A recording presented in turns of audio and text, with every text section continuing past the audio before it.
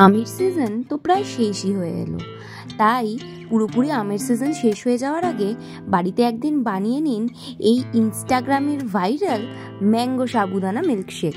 এই মিল্কশেক বানানোর জন্য প্রথমেই একটু বড় দানার সাবু ভালো করে সেদ্ধ করে নিতে হবে।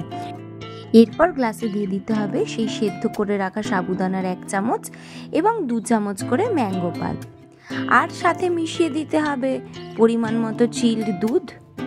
ব্যাস, ভালো করে নেড়ে নিন। তবে খেয়াল রাখতে হবে আমটা যেন মিষ্টি হয়।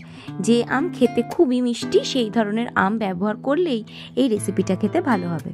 ওপর থেকে আরও কিছুটা সেদ্ধ করে রাখা সাবুদানা দিয়ে দিন, তার সাথে দিয়ে দিন আরও কিছুটা করে ম্যাঙ্গো পাল্প।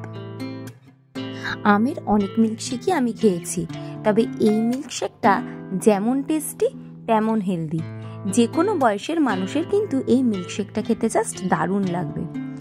ব্যাস, আর কি, ম্যাঙ্গো পাল্প দেওয়া হয়ে গেলে ওপর থেকে ছড়িয়ে দিতে হবে এলাচ গুঁড়ো।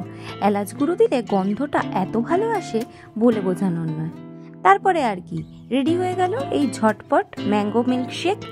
সবাই মিলে বসে গরমের দুপুরে এনজয় করুন। ধন্যবাদ, দেখা হবে পরবর্তী ভিডিওয়ে।